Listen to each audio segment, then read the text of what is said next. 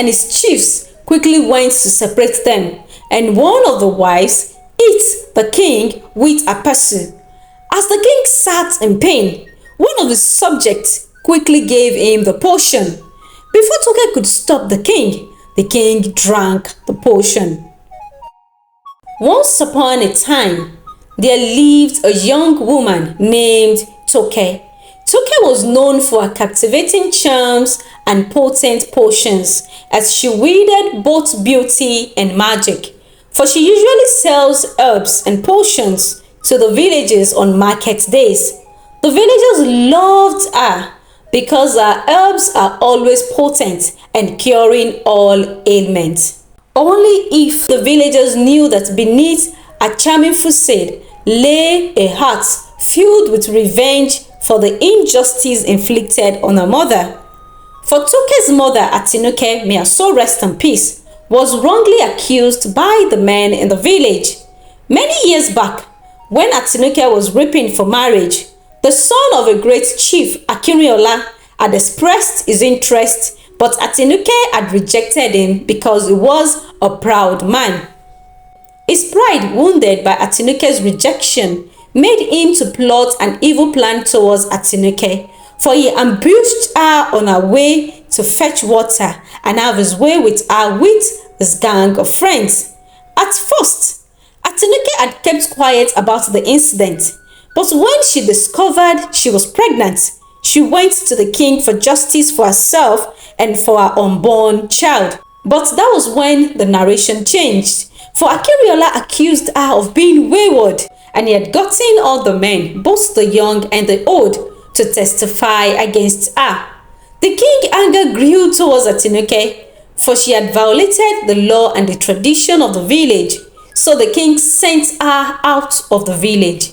Alone, she endured the hardship, but when it was time to push forth the baby, she cried in anguish in the forest. An elderly woman who came to the forest for herbs once on a blue moon was alerted by her cry. The woman, being a local healer, helped Atin delivered the baby girl, but sadly, Atin passed away. So the local healer raised Toke, telling her of how her mother died in pain, and as well raising Toke to be a healer. But as Toke grew, she started delving into dark magic, determined to enslave all the men in the village. On the other side, right in the heart of the village, the 4 wives of King Adebowale were known for their fights and quarrel, and the king had to endure their naggings and quarrels. The 4 wives had chosen not to live in peace, thus giving the king a heartache, and this made him to be very aggressive and mean towards his subjects. So the king doubled the labor of the men in the village, and this made all the men to develop back pain.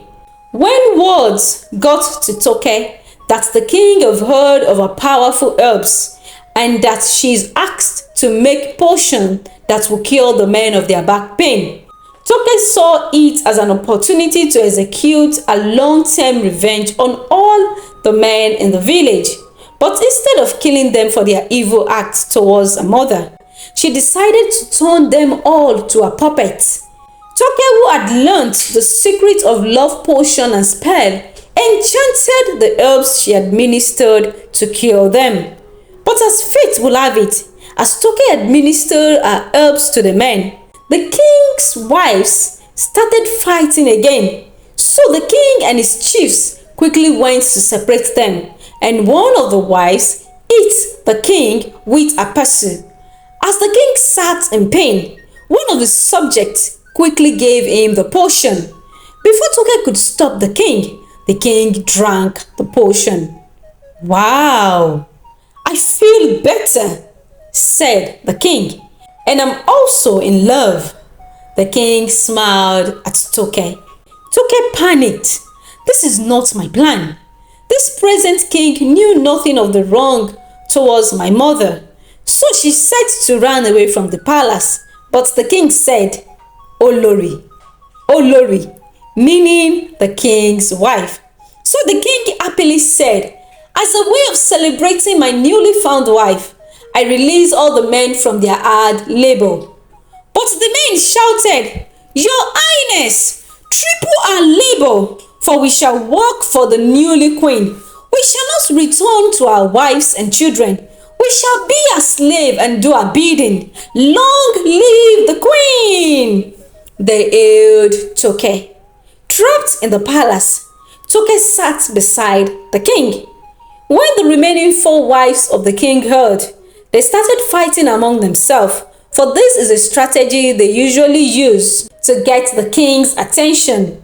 Because as the king pacified them, the king will also yield to the 4 wives' demand.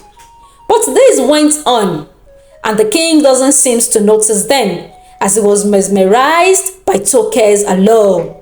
Soon, Toke started getting comfortable in the palace. She would make delicious meal for the king, something the 4 wives never did. She would draw water for the king. She would talk and play with the king. So the king stopped feeling tensed and aggressive. But in return, Toke started falling in love with the king. But she knew this is all mirage, as she was the one who had cast a love spell on all the men, accidentally yet including the king. So one day, she stepped out of the palace, for she needed to think and clear her head. But as she walked through the village, tears dropped from her eyes. Children had no food to eat. Wives were begging the king to release their husbands to them as they felt abandoned. Toke realized the extreme of her revenge, as it goes beyond the men in the village. So she ran as far as her legs could carry her, ran back to the lonely hut her mother once lived alone in the forest. For if the men in the village set not their eyes on her for 8 days, the spell shall be broken, and they all will return back to their normal self. So Toke continued living a quiet life in the forest, but was completely shocked the day the king found her, for no one knew of her whereabouts. Kabiyesi, she greeted, but you're not meant to be here. It's more than 8 days. The spell is broken, she said. But rather, the king said, you hid yourself well. I've been searching for you, my Olori. No, this is not possible, Toke said. Anything is possible, Olori. Who could have believed that my wife would change for good, cooking delicious meals for me and taking care of me? Who could have thought your presence could have positive impact on them? The king looked at Toke. You might have planned it out of revenge, but life gave us all invaluable lessons. I lessened the labor on the men of the village. Now they have time to provide for their children and to be with their wives.